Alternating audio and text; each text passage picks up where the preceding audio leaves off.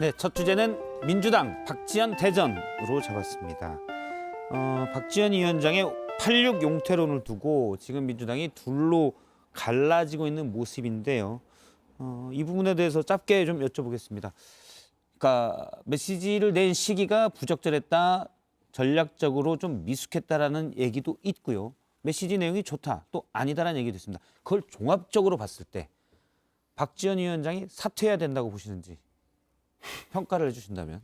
일단 우리 복경 의원님 말씀부터 드려요. 민주당 얘기부터 들을까요? 여론을 듣고 판단하려고 그랬더니 소신껏 해주세요. 사퇴는 말이 안 되고요.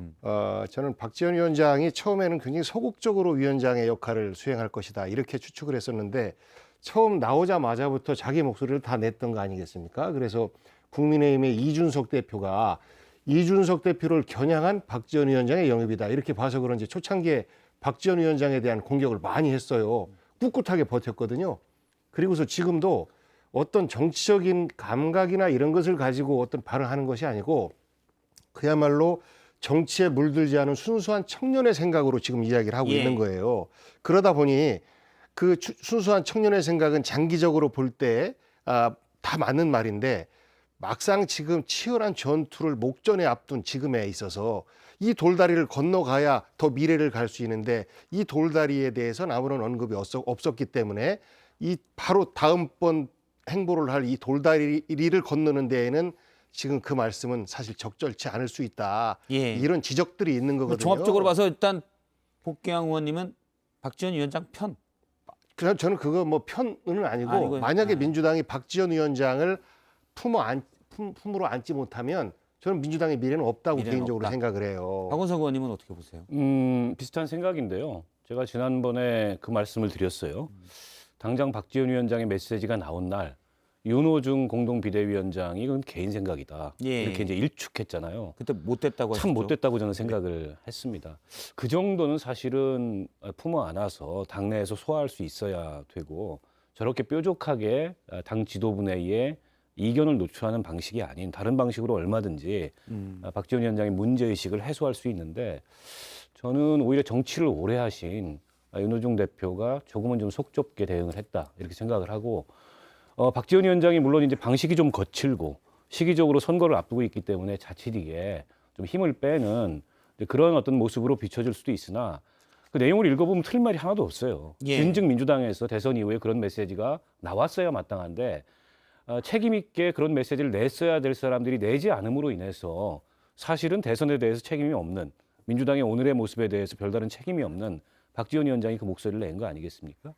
이걸 가지고 당 일각에서는 마치 이제 해당 행위라도 한 것처럼 몰아붙이는데 저는 복경 의원님 말씀대로 그렇게 몰아붙이면은 정말 민주당은 이 성찰과 쇄신이 어려운 정당이라는 것을 스스로 증명하는 길이라고 보고 선거 일주일 남았기 때문에 어떤 가시적인 쇄신 조치가 나오기는 좀 어려울 거라고 봅니다. 그러나 어쨌든 지방선거 결과가 어떻게 나오든 다음 전당대회를 앞두고 민주당의 대대적인 쇄신과 변화가 필요하다는 그 문제의식만큼은 민주당 구성원들이 공감해야 저는 좀 이 지금 일주일 앞으로 다가온 선거에서도 뭔가 유권자들이 다시 한번 생각해 볼 수 있는 그런 계기라도 만들 수 있지 않을까 그렇게 봅니다. 저는 뭐 시기적으로 부적절하다는 민주당 내 비판이 도대체 왜 안 부적절한지 모르겠습니다. 실제로 뭐 선거만 지나면 된다라는 굉장히 아니란 생각인 것 같은데 민주당한테 지금까지 시간이 없어서 개혁을 못했었나요? 지난해 재보궐선거 끝나고 말 그대로 완패를 한 이후에 민주당은 얼마나 큰 쇄신을 했으며 이번 대선 지고 나서도 몇 개월간 많은 쇄신 기회들이 있었는데도 불구하고 박지원 위원장의 말을 개인의 의사로 치부해버린다든지 어떤 대대적인 쇄신 작업에 대해서 소극적인 모습들을 계속 보여주다가 이제 와서 박지원 위원장이 쓴소리를 내니까 선거 앞두고 왜 그러냐라고 이야기하면 도대체 그러면 언제 쇄신합니까? 제가 마찬가지로 국민의힘에서도 대선 과정 속에서 이준석 대표가 메시지를 절대 아끼지 않았거든요. 당시에 굉장히 많은 비판들을 했었어요. 선거 앞두고 도대체 왜 이러냐라고 했었을 때 저는 개인적으로 이준석 대표의 편을 좀 들었었던 것이 선거 앞두고 차일피일 개혁까지 미루면 절대 못한다. 아무것도 못한다. 이런 이야기를 제가 좀 했었었는데 마찬가지로 이재명 후보 역시도 대선 과정에서 선거 앞두고 그 위성 비례정당 관련된 선거제도 개편 얘기를 선거를 앞두고 있으니까 그게 여야 합의가 됐었던 것이거든요. 저는 그렇기 때문에 박지원 위원장 메시지가 이거 선거 앞두고 왜 이런 메시지를 내느냐라고 비판하는 것은 민주당 스스로가 개혁하지 않겠다라는 것을 자인하는 셈이라고 생각합니다. 김경진 의원님도 예전에 박지원 비대위원장 칭찬을 많이 하셨어요. 뭐 칭찬한 표현은 부적절할 수 있는데 어쨌든 되게 높이 평가를 하셨잖아요. 역시 같은 생각이시죠? 그렇죠. 오랜만에 제가 박복경 의원님하고 참 생각이 일치한다는 점에 있어서 기쁜 건지 슬픈 건지 잘 모르겠는데 보통 보면 대기실에서는 비슷하신데 네. 그 스튜디오 오시면 생각이 좀 달라지시더라고요, 두 분이. 관계가 별로 안 좋습니다. 그러나 네. 하여튼 오늘 의견이 일치하는데요. 예. 저는 지금의 선거가 결국은 정당 지지도가 굉장히 많이 벌어져 있기 때문에 민주당의 모든 후보들이 지금 고전하고 있는 그 상황 아니겠습니까? 그럼 정당 지지도가 왜 이렇게 많이 벌어졌느냐? 결국은 저는 한 3년 동안에 민주당이 했던 큰 3대 실책이 있다고 봅니다. 첫째는 조국 사태 관련된 어떻게 보면 집단으로서 민주당 전체의 오판, 이게 굉장히 큰 게 하나가 있고요. 그다음에 두 번째는 대선 과정에서 대선 후보를 왜 이재명을 뽑았을까?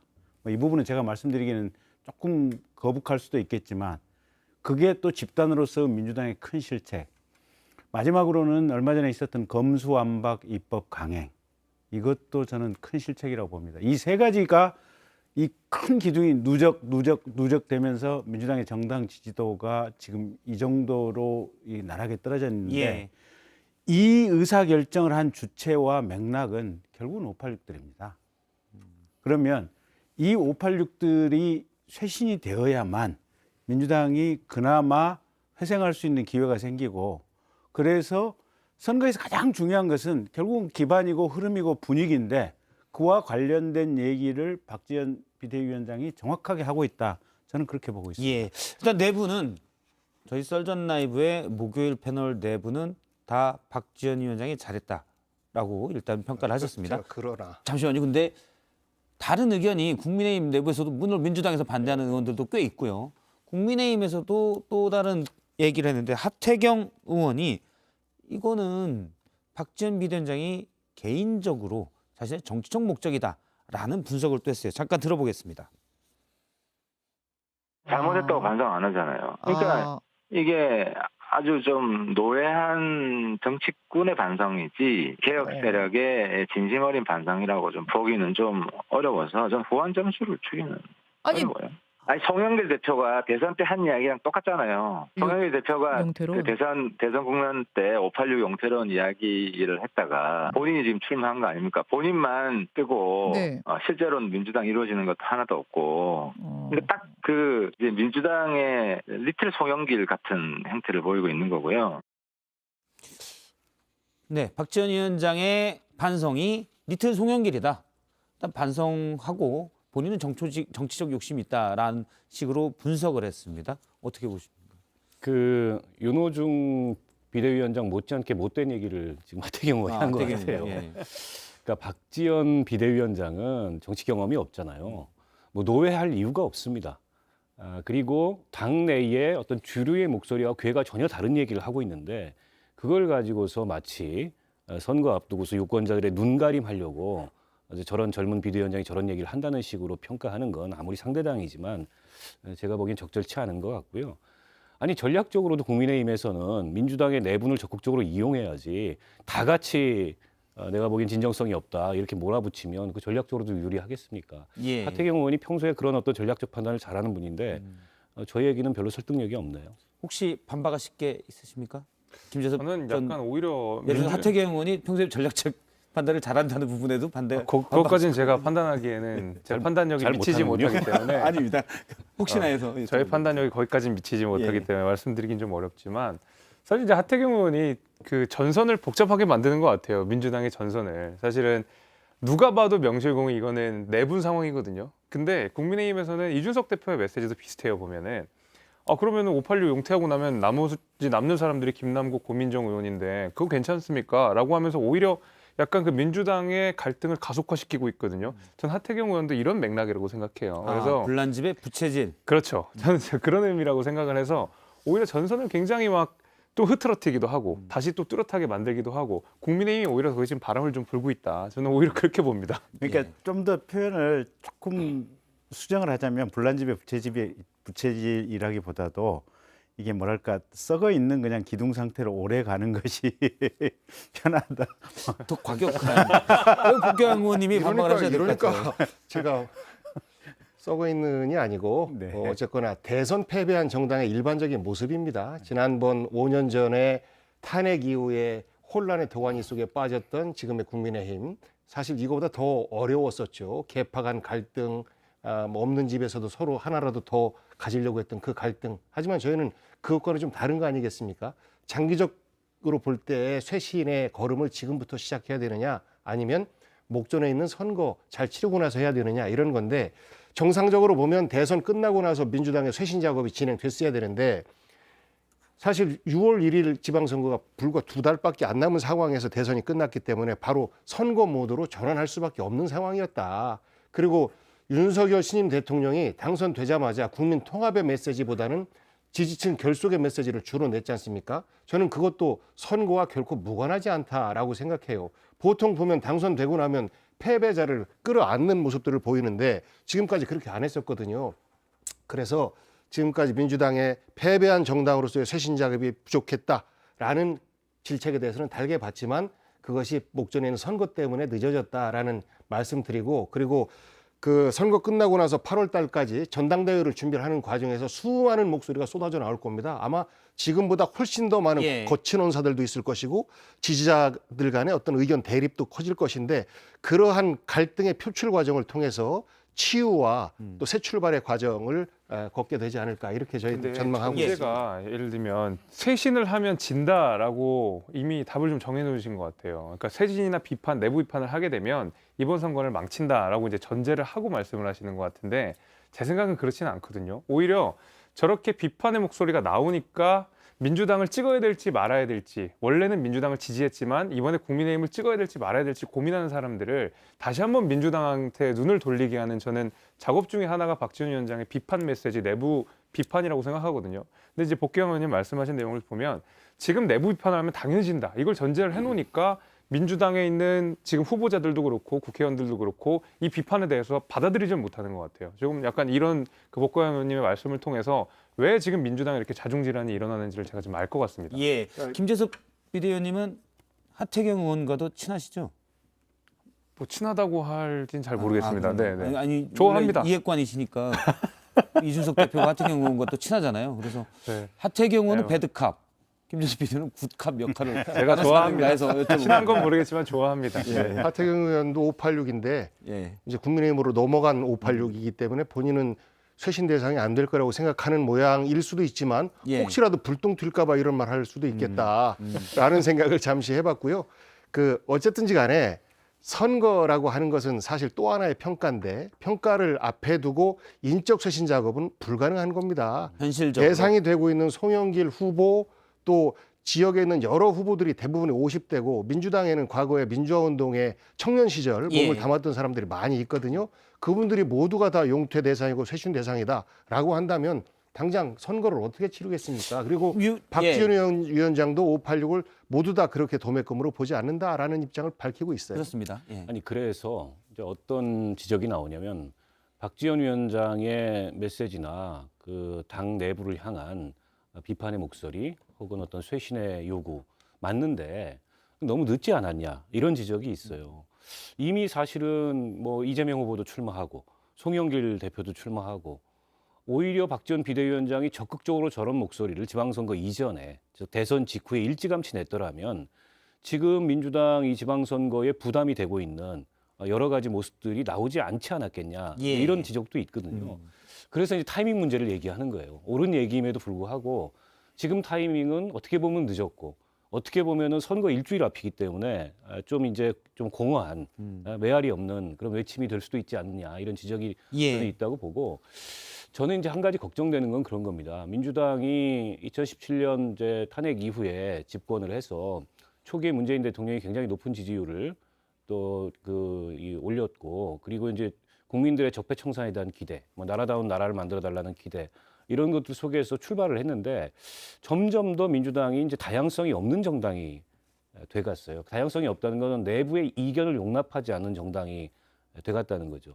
근데 이게 작은 당도 아니고 국회에 거의 뭐 180석 예. 지난 총선 결과로 가진 정당이 내부의 의견을 용납하지 않는 그런 정당이 된다는 거는 사실은 민주당 자체의 역동성뿐만이 아니라 대한민국 정치의 어쨌든 역동성을 위해서 별로 바람직한 게 아니거든요. 저는 박지원 위원장이 지적하고 있는 문제의 핵심도 그건 것 같아요. 내부의 작은 이견을 얘기하면 내부 총질이라 그러고 또 문자 폭탄 맞고 이런 모습이 굉장히 익숙한 풍경이 예. 돼버렸단 말이죠. 근데 과연 그런 모습이 그런 체질이 지방선거 이후에 바뀔 거냐. 정말 어떻게 보면 다양성에 기반한 백가쟁명식의 그런 쇄신 논의와 이런 것들이 나올 수 있느냐. 지금까지 민주당의 모습으로는 좀 어려워 보여요. 그렇다면 예. 예를 들어서 586 용태니 세대 교체니 그런 것들도 전부 힘을 잃게 됩니다. 알겠습니다. 지금 말씀하신 내용 민주당이 어떻게 보면 팬덤 정치 또 팬덤 정치를 이끌었던 거는 어떻게 보면 강성으로 평가받는 의원들 대표적으로는 철험회죠. 그래서 어제 한 라디오의 방송에서는 진중권 교수가 이 철험회 회원인 김남국 의원을 향해서 해체라라고 얘기했습니다. 그 내용을 잠깐 들어보겠습니다. 철험회 같은 것들은 좀 해체하면 안 되나요? 철험회 같은 철험회 거기 또 소속돼 역시나 있는 분들이 당의 지지를 깎아오는데 결정적인 역할을 했거든요. 여러 가지 이제 긍정적인 부분도 있고 예. 아니 긍정적인 개혁과 관련된 부분은 본인들 부분도 판단이고 있고요. 그 진중호 교수님은 맨날 이제 그것만 하신다고 보이는데 여러 가지 개혁과 관련된 부분도 하고 노력도 하고 또 이제 비판도 받고 있다라고 생각이 됩니다. 예. 이건 복경 의원님한테 잠깐 여쭤보면 철험회가 당의 의사결정을 좀 주도하거나 그런 부분이 있습니까? 저는 진중권 의원이 민주당을 걱정해 주는 게 참 우습네요. 그 철험에는 초선 모임들이 예. 권력기관 개혁을 위해서 공부하기 위해서 만들어진 모임입니다. 그러니까 주로 처음에는 이제 그 법조계 출신인 최강욱 의원도 법조계 출신이고 뭐 예. 이탄희 의원이라든지 김용민, 김남국 전부 다 이제 변호사 출신이고 여기에다가 황운하 의원이 경찰 시절 때부터 줄곧 검경 수사권 분리에 대해서 주장을 해왔고 그것 때문에 박근혜 정부 때 밑보여서 거의 옷 벗을 뻔했던 예. 그런 상황까지도 있었어요. 그래서 그분들과 함께 검찰개혁 또 권력개혁을 어떻게 할까라는 연구 모임으로 시작해서 국회에도 이름은 좀 다르지만 공정사회 포럼이라는 연구단체로 등록이 돼 있습니다. 그래서 예. 공식적인 기구로 활동하고 있고 이들 내에서 당내 주류로 평가받고 있는 사람 단 한 명도 없어요. 대부분이 조금 그 검찰 개혁과 관련해서는 센 목소리를 내고 법안을 주도하고 하는 부분들은 있습니다만 사실상 당의 주도는 과거의 민주주의 4.0처럼 친문 단체 중심으로 만들어진 그 모임이 주류였다가 이재명 씨가 이제 후보가 되면서 이재명 후보 같은 경우에는 당내에 어떤 모임이나 이런 게 없으니까 그 모임은 아직 실체가 없는 상태고 예. 그래서 지금 초선 의원들로 구성된 이 철험회는 당내에서 개혁적 목소리를 높여서 낼 뿐이지 실질적으로 어떤 개파에 작용을 하거나 어떤 당내에서 의사결정에 영향을 미치거나 절대 그렇게 하고 있지 않습니다. 예. 근데 그게 당의 지금 주력들 아닌가요? 그러니까 언론개혁법안 지난번에 내놨다가 결국은 이제 철회가 됐었던 그 내용이 있고 이번에 검수완박했던 것도 지금 철험회가 했었던 거고. 근데 검수완박 입법이든 언론개혁법이든 간에 지금 이 윤호중 비대위원장이 여기에 대해서 적극적으로 지금 지지를 하고 있는 거 아니에요, 예. 보면. 그럼 철험회에서 내놓은 생각에 대해서 윤호중 원내대표나 비대위원장이 적극적으로 지지를 하고 이게 당의 지금 핵심들이 아닌가요?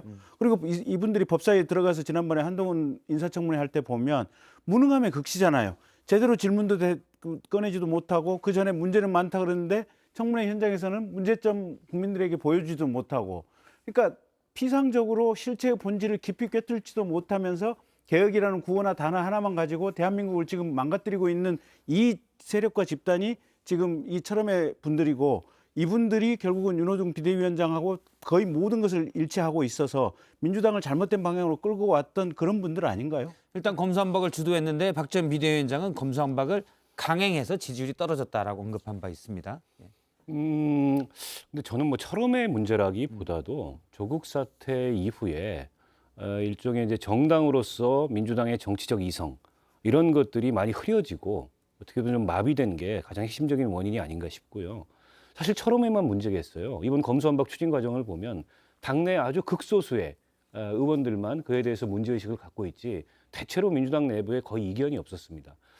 근데 정말 이견이 없었을까? 이견이 있어도 그 이견을 말하거나 그 이견을 가지고 어떤 행동에 옮기는 것이 굉장히 저하되는 그런 당내 분위기가 있는 거죠. 바로 문자 폭탄이 날라오게 되고 또 당내에서 이른바 이제 타겟이 되는 이제 그런 사례들이 그동안에 비일비재했기 때문에 상대적으로 그런 상황을 어떻게 보면 잘 이용하고 있는 이런 철험회 소속의 의원들의 언행이 좀 부각되는 게 아닌가 싶고, 실제 당내 의사결정을 뭐 초선 의원들이 어떻게 주도를 하겠습니까? 다만 이 당내에 책임이 있는 당 지도부 혹은 중진 다선 의원들조차도 조국 사태 이후로는 당내에 좀 균형 있는 사고, 또 균형 있는 당의 어떤 전략 판단, 이런 것들을 내오지 못하고 있기 때문에 저는 이런 모습이 나타나고 있는 게 아닌가 싶습니다. 저는 근데 초선 공부 모임이라고 하셨는데 이게 초선들이 공부만 하면 아무런 문제가 없죠. 이제 이들이 모여서 무엇을 하느냐가 문제인 거인데요. 실제로 그러면 초선들임에도 불구하고 민주당의 강성 지지층의 여론들을 이끌어가는 그런 역할들을 실제로 하고 있다고 저는 보이고 있고, 그렇다면 중진들은 이 철험에 대해서 어떤 쓴소리를 내느냐, 이들을 제어할 수 있느냐, 중진들은 과연 철험회를 가지고 어떤 특정한 중진으로서의 역할을 하고 있느냐, 여기에 대해서는 사실 제가 아는 바가 없습니다. 철험회 말 그대로 휘둘릴 수밖에 없는 구조가 됐다는 것이죠. 당내 주류인지 아닌지는 저희가 알 수가 없죠. 그거는 의원들의 역학관계에 의해서 결정되는 것인데, 확실한 것은 철험회가 내는 목소리들이 민주당을 지지하시는 분들에게 굉장히 큰 울림을 주고 있고, 그 메시지를 중심으로 지지층들이 강건하게 묶여져 있으면 결국 당은 그 지지층들에 의해 휩쓸릴 수밖에 없습니다. 그렇기 때문에 철험회가 제3자 입장에서 당을 한 발자국만 떨어져 있는 입장에서 보게 되면 당을 주도하는 것처럼 보일 수밖에 없어요. 예. 일단 잠시만요. 그 박지원 비대위원장이 또 하나 있는 게 철험회 회원인 주요 회원이죠. 최강욱 의원의 얼마 전에 성희롱성 발언이다라고 이제 얘기되고 있는 부분, 비상징계권까지 언급을 했습니다. 지방선거 전에 이 부분을 해결을 해야 된다. 하지만 민주당의 분위기는 비대위에서 윤리심판원에 이미 넘겼기 때문에 그걸 따르겠다라는 입장인데요. 일단 최강욱 의원에 대한 징계 요구, 그리고 박완주 의원 성비 얼마 전에 제명됐죠. 이런 강한 얘기를 하자 박지원 비대위원장이 페이스북에 이런 글을 올렸습니다. 성폭력을 징계하겠다는 저에게 쏟아지는 혐오와 차별에는 이준석 지지자들의 것과 다르지 않다. 어떻게 보면 이제 너무 이제 발언에 대한 내부 총질이라면서 거기에 대한 그 압박이 심하다, 이런 얘기를 하거든요. 역시 그 다음 걸 좀 보면요, 가장 가슴 아팠던 것은 광기에 익숙해져 버린 아무도 맞서려 하지 않는 당의 모습이다라고 얘기를 했습니다. 이 부분에 대해서는 어떻게 보십니까? 이런 그 적극 극렬 지지자분들의 역효과, 이것은 비단 민주당만의 문제는 아니죠. 검수안박이라는 표현에 대해서 전 동의하지 않는데, 왜냐하면 수사권 완전 박탈 안 됐으니까 검찰 개혁의 방향에서 당장의 의견은 다를 수 있겠으나, 그 과정에서 지지자들이, 극렬 지지자들은 사실 김경진 의원님한테도 의견을 보내고 저한테도 보내고 그러는 거 아니겠습니까?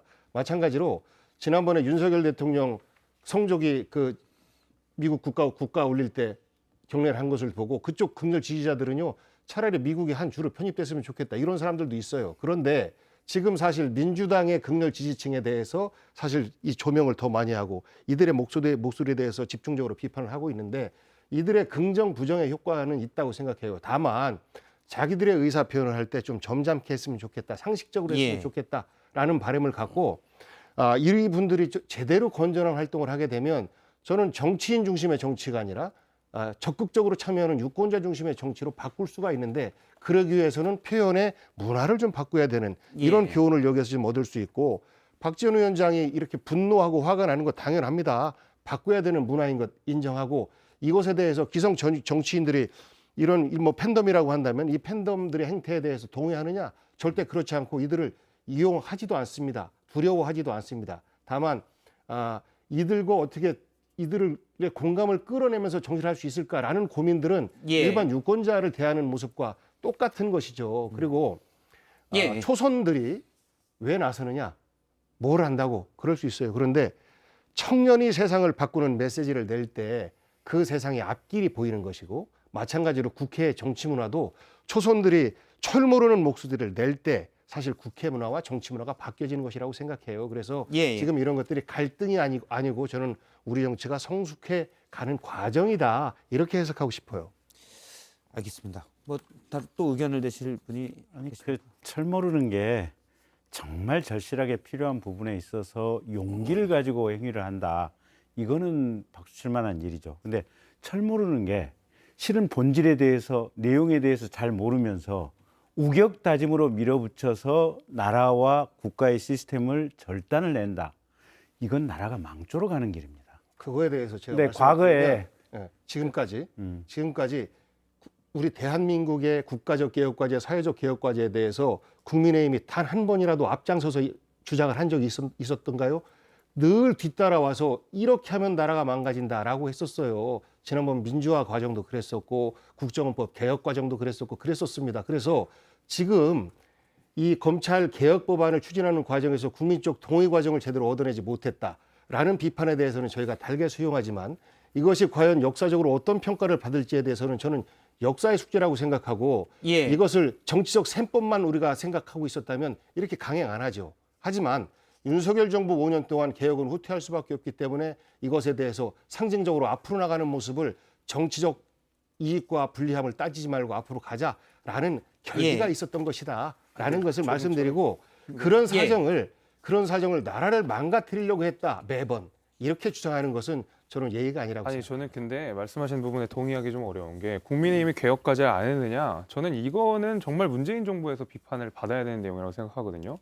지금 우리가 대개는 가장 중요한 개혁과제라고 하면은 뭐 검찰 개혁은 이제 민주당에서 주장하는 부분이고 대개는 저희가 이제 노동 개혁이랑 그다음에 연금 개혁을 늘 이야기하는데 문재인 정부 5년 동안 연금 개혁에서 하나도 손대지 않았거든요. 어느 정부나 크고 작게는 연금 개혁을 했었습니다. 근데 문재인 정부는 정말 이거 표 떨어지는 일이라고 해서 정말 손대지도 않았고 노동 개혁에서도 관련돼서도 노동자, 사용자 그 누구도 만족하지 못하는 소위 말하는 노동 계약이라고 해가지고 많은 비판들을 받았었거든요. 오히려 박근혜 정부 때 공무원 연금 개혁하면서 지지율 쭉쭉쭉 빠졌던 기억이 제가 아직까지 있습니다. 이런 거 용기 있게 오히려 민주당에서 못했고 연금 개혁 그렇게 초선들 많은데 왜 이거 미래 세대를 위해서 한마디 메시지를 못 내고 있느냐. 여기에 대해서는 제가 오히려 반박하고 싶고 초선들의 목소리가 중요한 것만큼 박지원 비대위원장의 목소리도 중요한 겁니다. 여기는 철 모르는 사람들의 우기는 것이고 여기는 뭐 용기가 있어 이렇게 하는 거 이렇게 분간할 수 있는 문제는 아니라고 생각하거든요. 저는 오히려 초선의 목소리에 앞서서 제3자로서 어떤 특정한 역할을 수행하기 위해서 비대위원장으로는 박지원 위원장의 목소리에 지금은 더 민주당이 기울여야 될 거다 이렇게 보고 있습니다. 그거에 대해서는 뭐 제가 이제 뭐 다른 생각 갖고 한마디만 있습니다. 덧붙이면 어쨌든 문재인 정부는 그 개혁의 제1과제로 권력기관 개혁을 내세웠습니다. 그리고 이제 권력기관 개혁의 핵심은 검경 수사권 조정에 이은 검찰 개혁이었고, 근데 이제 그 국민적 공감대를 많이 사지 못했죠.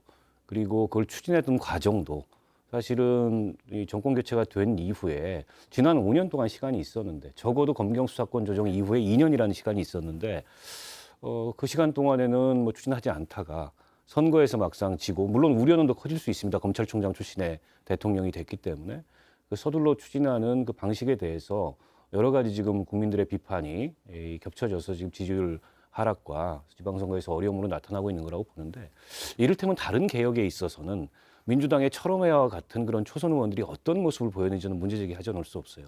대표적으로 위성정당, 대표적으로 이번에 지방선거 앞두고 예를 들어서 중대선거구제 중심으로 2인 선거구를 없애고 개혁하자. 그거 이재명 후보가 대선 때 제안했던 겁니다. 근데 안 지켰어요. 결국에는 그 점에 있어서는 국민의힘과 별로 다를 바가 없습니다.